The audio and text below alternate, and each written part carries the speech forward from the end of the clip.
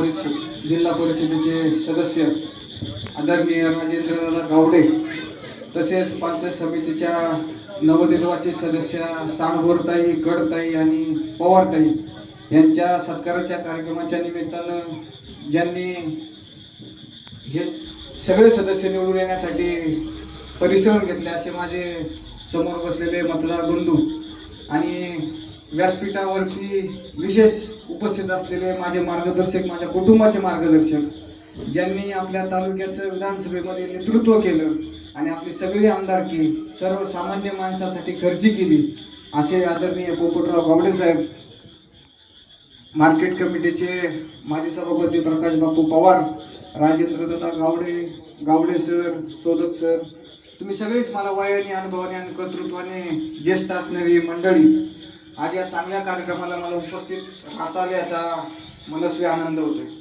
भारत ही जगातली सगळ्यात मोठी लोकशाही आहे आणि या लोकशाहीच्या स्थानिक स्वराज्य संस्था हा पाया आहे ग्रामीण विकासाचा.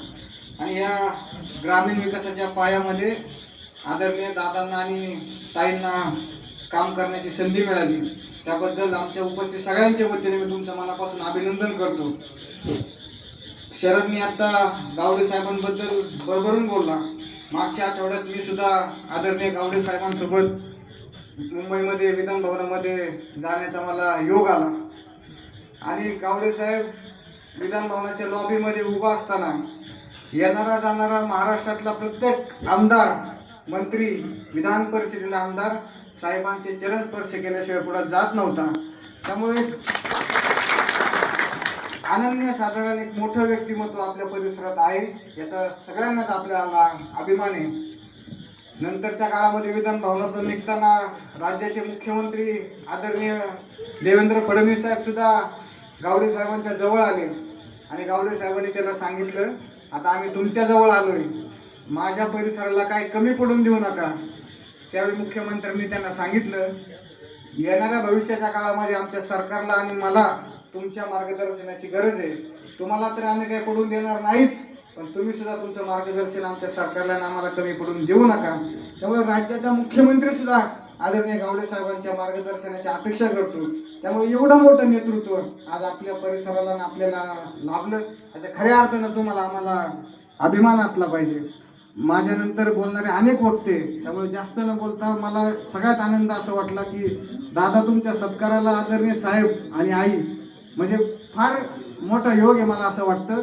आणि त्यावेळी मग दादा म्हणत असतील, वडिलांच्या संघर्षाला मी स्वप्नपूर्तीचं दान करेल, वडिलांच्या संघर्षाला मी स्वप्नपूर्तीचं दान करेल, मातीलाही होईल गर्व, आभाळही अभिमान करेल, नको मला कुठली इमारत प्रेमाची निशाणी म्हणून मी माझ्या आईसाठी स्वराज्य निर्माण करेल, मी माझ्या आईसाठी स्वराज्य निर्माण करेल.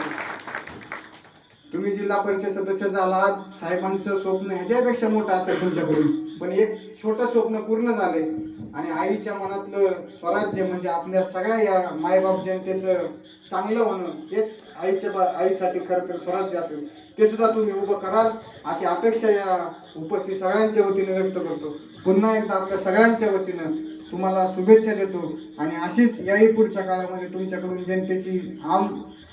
जनतेची सेवा व्हावी अशी अपेक्षा व्यक्त करतो आणि थांबतो.